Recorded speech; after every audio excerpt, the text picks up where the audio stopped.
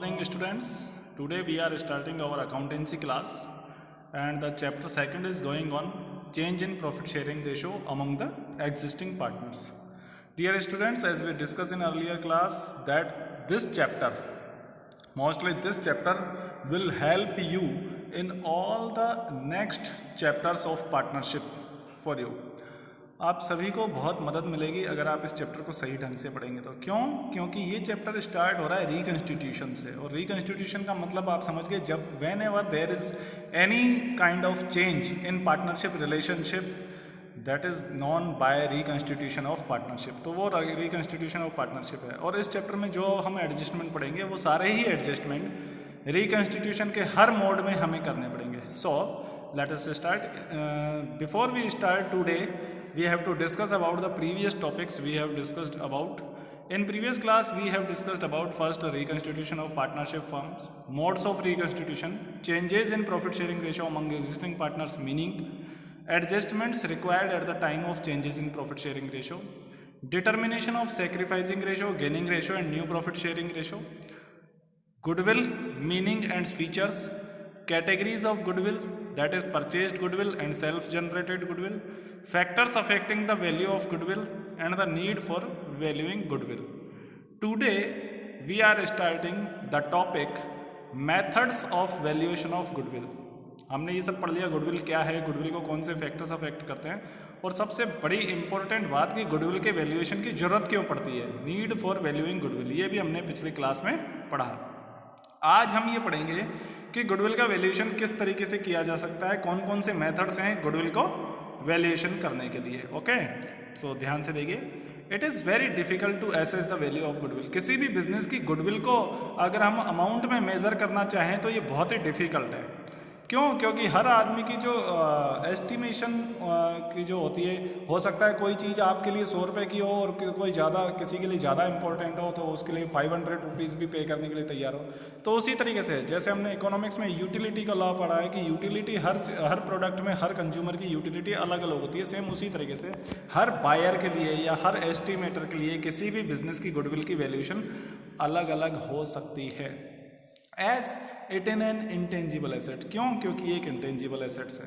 अगर फर्नीचर है तो उसको देख करके आप सोच सकते हो ये 5000 का है या 10,000 रुपये का, लेकिन गुडविल एक अदृश्य संपत्ति है, एक अमूर्त संपत्ति है, इंटेंजिबल एसेट है जिसको हम देख नहीं सकते, केवल फील कर सकते हैं, इसलिए इसका वैल्यूएशन बड़ा ही डिफिकल्ट है।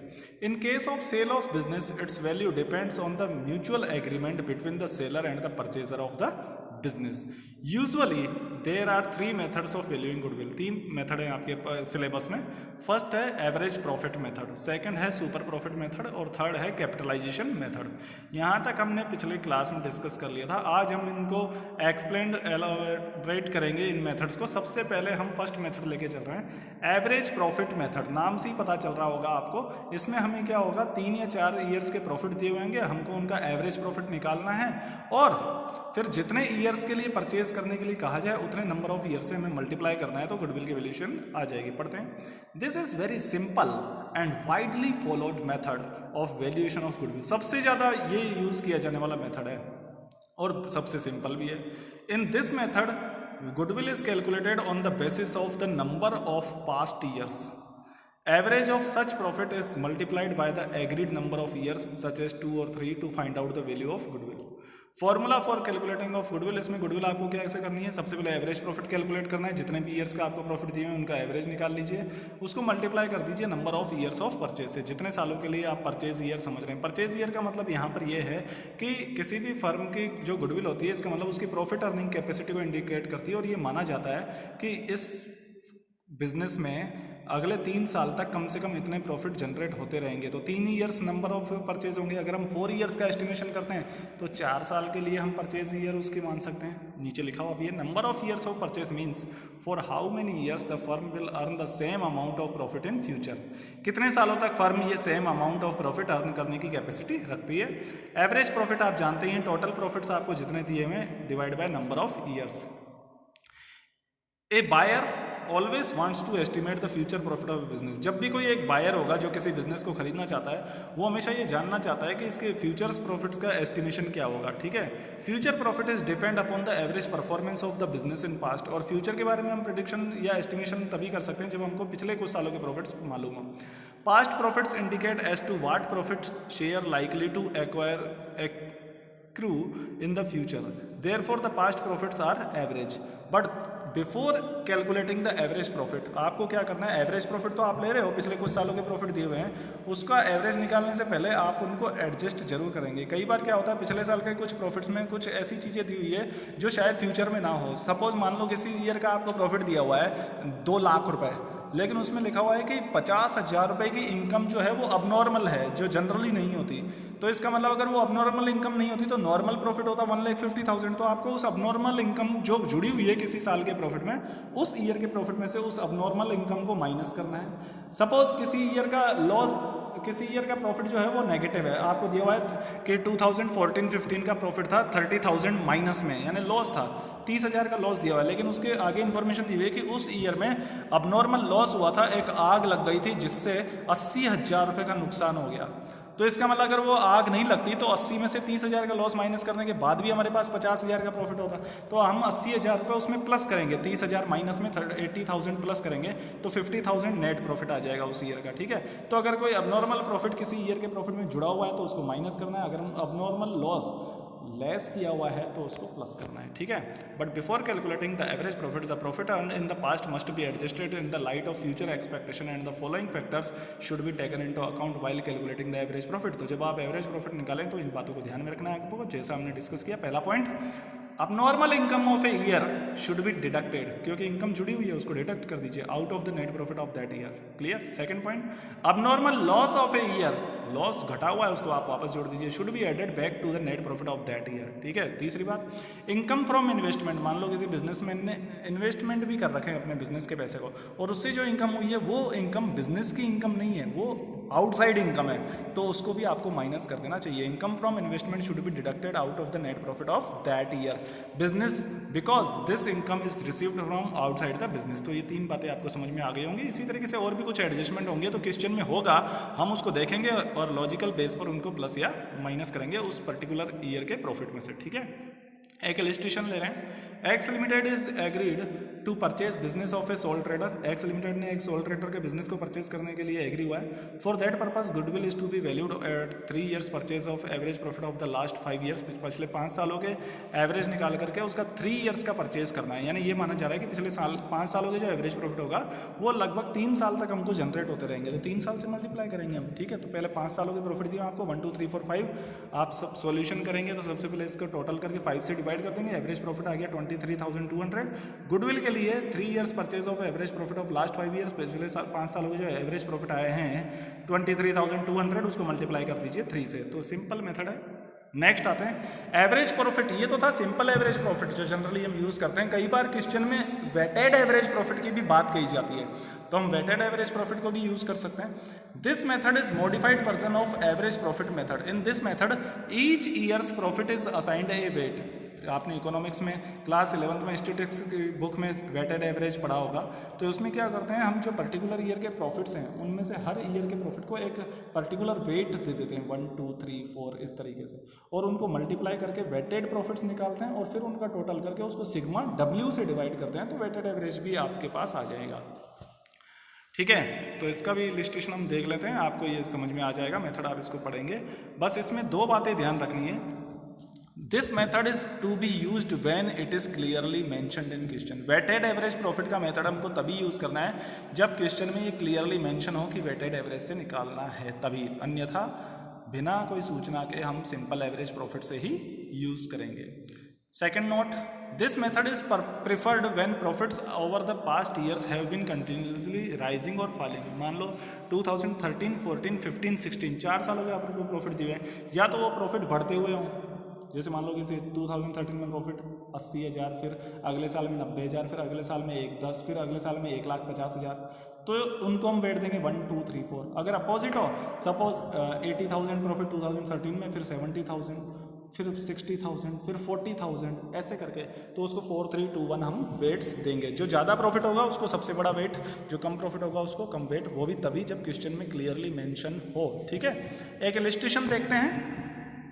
Y limited propose to purchase business carried on by mister A, goodwill for this purpose carried on by Mr. A. Goodwill for this purpose is agreed to valued at 3 years purchase of weighted average profit of the past 4 years। पिछले 4 सालों का आपको weighted average profit निकालना है और उसका 3 years का purchase करना है, यानी कि 3 साल से मल्टीप्लाई करना है। ठीक है, तो ये आपको दिया हुआ है पिछले 4 सालों का प्रॉफिट 20,000, 200, 24,800, 20,000 और 30,000, और इनके वेट भी आपको क्वेश्चन में दिए हुए हैं। तो आपको कोई भी दिमाग लगाने की जरूरत नहीं है, आपको क्वेश्चन के अकॉर्डिंग चलना है। On A scrutiny of this account, accounts के स्क्रूटनी करने पर पता चला, क्या पता चला? पहली बात, ऑन 1 सितंबर 2012, है ना, 1 सितंबर 2012 ए मेजर रिपेयर वर्क। अब ये देखिए कौन से ईयर से रिलेटेड है, 1st, 2nd, 3rd ईयर से, 2012 वाले से। उस साल में क्या हुआ? A major repair was made in respect of plant incurring ₹6,000 which was charge to revenue. एक मेजर रिपेयर हुआ जो जनरली हर साल नहीं होता, उसके कारण 6,000 रुपये का जो खर्चा आया वो हमने रेवेन्यू से, उस साल की रेवेन्यू से यानी इनकम से एडजस्ट कर लिया। तो आपकी इनकम क्या हो गई उस साल में? घट गई। तो आपको क्या करना है यहाँ पर? वापस उसमें 6,000 रुपये प्लस करने हैं 2012 में। तो 20 और 6 कितने हो गए? 26,000। समझ रहे हो आप? Which it was the said sum is agreed to capitalise for goodwill calculation subject to adjustment of depreciation. लेकिन अगर आप उसको इनकम एंड एक्सपेंडिचर नहीं मानते हो तो आप उसको एसेट मानिए। और यानी दो ही चीज़ें, कोई भी पैसा हम खर्च करेंगे या तो उसको हम नॉमिनल नेचर का मानेंगे तो P&L में ले जाएंगे जैसा इन्होंने किया है, लेकिन हम P&L में तो लेके नहीं जा रहे, उसको वापस प्रॉफिट में प्लस कर रहे हैं, तो हम उसको कैपिटलाइज्ड मानेंगे। कैपिटलाइज्ड का मतलब एसेट की वैल्यू इंक्रीज मानेंगे, तो उस पर 10% डेप्रिसिएशन लगना चाहिए। अब 6,000 का 10% कितना हो गया? 600 रुपये। 600 रुपये डेप्रिसिएशन उस साल के प्रॉफिट में से कम हो जाएगा।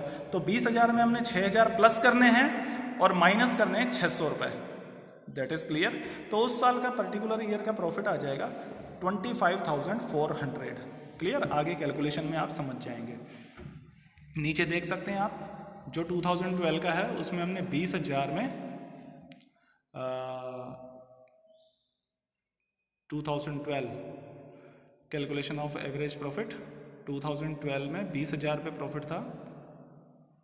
उसमें यहाँ देखिए ऐड किए हैं 6,000 और लेस किए हैं डेप्रिसिएशन। ठीक है, 10%। यहाँ 600 रुपये नहीं होंगे, 10% इसलिए 600 रुपये नहीं होंगे क्योंकि ये जो मेजर चेंज किया था ये प्लांट और इसमें ये किया था सितंबर में, 1 सितंबर। तो सितंबर, अक्टूबर, नवंबर, दिसंबर 2012 लिखा हुआ, इसका मतलब जनवरी टू दिसंबर चलने वाला ईयर है। सितंबर, अक्टूबर, नवंबर, दिसंबर 4/12 4 मंथ्स का ही हम डेप्रिसिएशन लगाएंगे।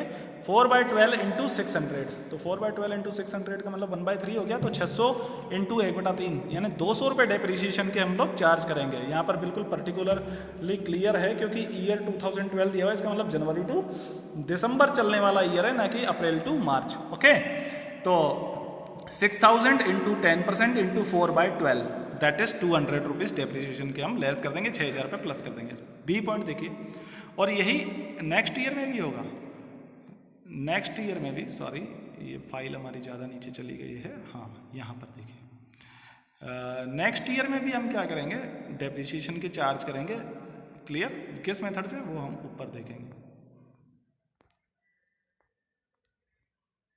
यस, सेकेंड पॉइंट देखते हैं। The closing stock for the year 2011 was over valued bye ₹2,400।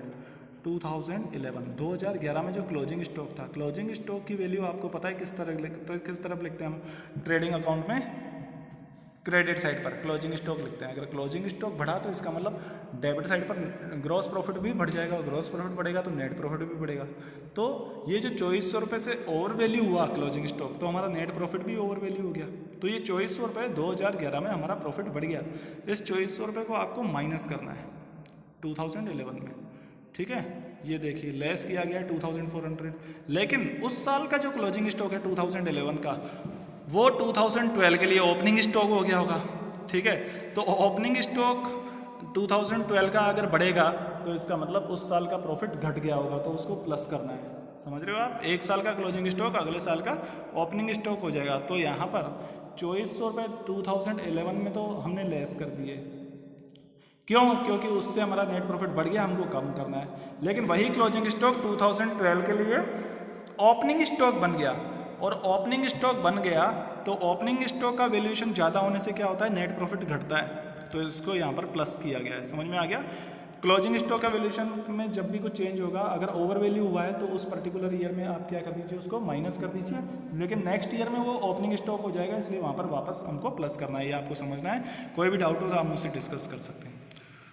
To cover management cost, an annual charge of ₹4,000 should be made for the purpose of goodwill valuation. Management cost हमेशा minus होती है। क्यों? क्योंकि management cost ये माना जाता है कि अगर मान लीजिए वो सोल ट्रेडर खुद काम कर रहा है तो उसके भी 4,000 रुपये हर साल के होने चाहिए। जो प्रॉफिट में जुड़े हुए हैं उसने लिए नहीं, अगर उसको देते, मान लीजिए उसकी जगह हम कोई एम्प्लॉय रखते तो हमको 4,000 रुपये एक साल के उसको पे करने पड़ते, जिससे हमारा प्रॉफिट क्या हो जाता, कम हो जाता। तो मैनेजमेंट कॉस्ट हमेशा हमको माइनस करनी है, ये बात आपको ध्यान रखनी है, ठीक है। तो management cost, to cover management cost and annual charge of ₹4,000 should be made for the purpose of goodwill. यहाँ 4,000 रुपीज़ गलत टाइप हुआ है, 4,800 है ये। तो मैनेजमेंट कॉस्ट हम यहाँ पर माइनस कर रहे हैं सब ईयर्स में से 4,800, ये आपको क्लियर होना चाहिए। यहाँ पर मिस प्रिंट है, 4,000 की जगह 4,800, ये माइनस कर दिया। और वैल्यूएशन क्लोजिंग स्टॉक एक जगह माइनस, दूसरी जगह प्लस।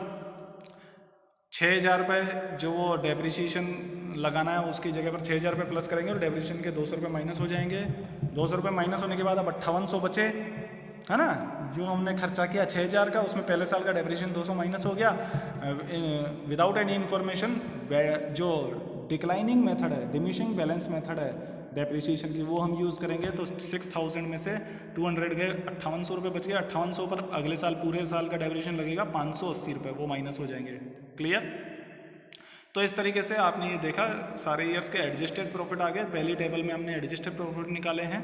उसके बाद इनको एवरेज अब निकालेंगे, वेट देंगे, वेट दे करके इनके वेटेड एवरेज निकाल लिया हमने 21,928। उसके बाद 3 ईयर्स का परचेस करना है तो गुडविल हमने कैलकुलेट कर ली। ये कुछ नोट्स हैं, आप देखिएगा, कोई भी डाउट हो आप पूछ सकते हैं। तो फर्स्ट मेथड हो गया हमारा एवरेज प्रॉफिट मेथड। इसमें भी हमने 2 इलस्ट्रेशन कर लिए, एक तो सिंपल एवरेज मेथड और एक वेटेड एवरेज प्रॉफिट मेथड, ठीक है। Second method is super profit method. Super profit का मतलब क्या है बच्चों? सुपर प्रॉफिट का मतलब है एक्स्ट्रा प्रॉफिट, नॉर्मल प्रॉफिट से ज़्यादा अर्न करना। सपोज मैं ये कहता हूँ कि मेरे पास 1 लाख रुपीज़ हैं, मेरे पास 1 लाख रुपीज़ हैं। अगर मैं इस 1 लाख रुपीज़ को वैसे ही मार्केट में लगा दूंगा तो मुझे 10% नॉर्मल प्रॉफिट मिलेगा, जिसको बोलते हैं NRR, normal rate of return. 10% मुझे नॉर्मल प्रॉफिट कहीं पर भी हो सकता है। तो 10%, 1 लाख का 10% का मतलब हो गया 10,000 रुपये।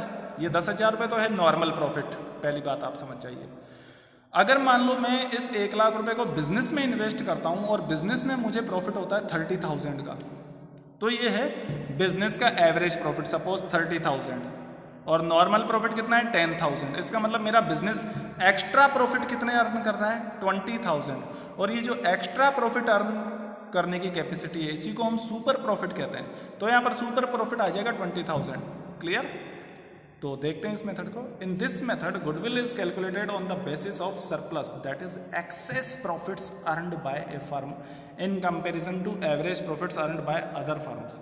If a business has no anticipated excess earning, it will have no goodwill. ये बहुत इंपॉर्टेंट बात है। जब हमने गुडविल की मीनिंग पढ़ी थी तब भी मैंने आपको बताया था कि अगर कोई बिजनेस एक्स्ट्रा प्रॉफिट अर्न कर रहा है तभी उसकी कोई गुडविल है। अगर उसकी एक्स्ट्रा अर्निंग्स नहीं है, नॉर्मल प्रॉफिट से ज़्यादा प्रॉफिट अगर वो अर्न नहीं कर रहा, इसका मतलब उस बिज़नेस की कोई भी गुडविल नहीं है। अगर मैंने 1 लाख रुपए बिज़नेस में इन्वेस्ट किए और मुझे केवल 8,000 रुपये का प्रॉफिट हुआ है, इसका मतलब मैं कहीं और लगाता तो 10,000 रुपये प्रॉफिट में वैसे ही अर्न कर लेता। तो 10,000 भी प्रॉफिट मैंने अर्न नहीं किया, एक्स्ट्रा प्रॉफिट कुछ भी नहीं है, तो इसका मतलब मेरे बिजनेस की कोई गुडविल नहीं है। Clear? If a business has no anticipated excess earning, it will have no goodwill. Super profit are the excess of actual profits over normal profits, where normal profits are profit earned by similar business. If I earn, तो super profit method से हम illustration देख लेते हैं। इसका formula वगैरह आप लोग देख लेंगे। सुपर प्रॉफिट मैंने आपको बता दिया, जो आपके बिजनेस के एक्चुअल प्रॉफिट है उसमें से आप बिजनेस का नॉर्मल प्रॉफिट माइनस कर दीजिए, सुपर प्रॉफिट आ जाएगा, और सुपर प्रॉफिट को नंबर ऑफ ईयर से मल्टीप्लाई कर दीजिए तो आपकी गुडविल आ जाएगी। प्रैक्टिकल क्वेश्चन देखते हैं। From the following information calculate the value of goodwill on the basis of 3 years purchase of super profit. आपको 3 साल का परचेज करना है सुपर प्रॉफिट का। आपको दिया हुआ है क्या, कैपिटल एम्प्लॉयड, यानी उस बिजनेस में कितने रुपए इन्वेस्ट किए गए हैं वो दिया हुआ है आपको 50,000। ट्रेडिंग प्रॉफिट, आपको बिजनेस के पिछले 4 सालों के प्रॉफिट दिए हुए हैं 12,200, 15,000, 2,000 रुपये का लॉस और 21,000 रुपये। Rate of interest expected from capital having regard to the risk involve is 10%। ये NRR है, नॉर्मल रेट ऑफ रिटर्न 10%। आप कहीं पर भी इन्वेस्ट करेंगे अपने अमाउंट को तो 10% आपको प्रॉफिट मिलेगा। Remuneration from alternative employment of proprietor, ये वही मैनेजमेंट कॉस्ट की तरह है। जो ओनर का रिम्यूनरेशन होता है उसको हमेशा माइनस करते हैं, जो 3600 रुपये पर एनम है। क्लियर? तो आपको क्या करना है, सबसे पहले एवरेज प्रॉफिट्स कैलकुलेट करने हैं। सबसे पहले एवरेज प्रॉफिट कैलकुलेट करना है सिंपल मेथड से। मैंने आपको बताया जब तक क्वेश्चन में ना हो हमें वेटेड एवरेज प्रॉफिट यूज़ नहीं करना। तो आपको 4 सालों के प्रॉफिट दिए हुए हैं 12,200, 15,000, 2,000 का लॉस और 21,000, ये आप देख रहे हैं। ठीक है, एवरेज प्रॉफिट हमने निकाल लिया क्योंकि यहाँ पर किसी पर्टिकुलर ईयर से रिलेटेड कोई एडजस्टमेंट नहीं दिया हुआ कि 2010 में ऐसा हुआ, 2011 में हुआ, इसलिए हम किसी पर्टिकुलर ईयर में कुछ भी एडजस्ट नहीं करेंगे। हमने टोटल 46,200 को 4 से डिवाइड किया, एवरेज प्रॉफिट आ गया 11,550। अब एक्चुअल एवरेज प्रॉफिट निकालेंगे। एक्चुअल एवरेज प्रॉफिट का मतलब जो एडजस्टमेंट्स हैं, ये remuneration from alternative employment of proprietor, ये मैनेजमेंट कॉस्ट की तरह है या ऑनर्स रिम्यूनरेशन भी कह सकते हैं इसको, ये हमेशा माइनस होता है। ये 11,550 में से 3600 रुपये माइनस कर दीजिए आप, तो एवरेज ट्रेडिंग प्रॉफिट आ गया 7,950 लेस, ये तो आ गया एक्चुअल एवरेज प्रॉफिट 7,950। अब आपको पता है, मैंने आपको बताया था बिजनेस का नॉर्मल प्रॉफिट निकालना पड़ेगा। नॉर्मल प्रॉफिट कैसे आएगा, बिजनेस में पैसा कितना इन्वेस्ट किया गया है 50,000 रुपये। ये देखो कैपिटल एम्प्लॉयड लिखा है कि बिजनेस में जो इन्वेस्टमेंट है वो 50,000 रुपये का है और नॉर्मल रेट ऑफ रिटर्न आपको दी हुई है 10%, यानी कि 50,000 का 10% नॉर्मल प्रॉफिट है।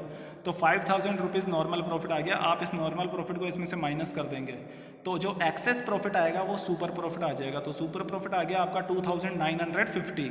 इसको 3 ईयर से मल्टीप्लाई कर दीजिए तो ये आपकी गुडविल आ गई 8,850। क्लियर? और आपको सिंपल मेथड से ही करना है, वेटेड एवरेज प्रॉफिट से मेथड से नहीं करना। ठीक है? The third method is capitalized method. Under this method goodwill can be calculated in 2 ways। आपको दो तरीकों से कर सकते हो, capitalization of average profit method and the second method is capitalization of super profit method. इन मेथड्स को आप पढ़िए, कोई भी आपको डाउट हो आप मुझसे डिस्कस कर सकते हैं मेरे व्हाट्सएप पर। थैंक यू बच्चों। ओके।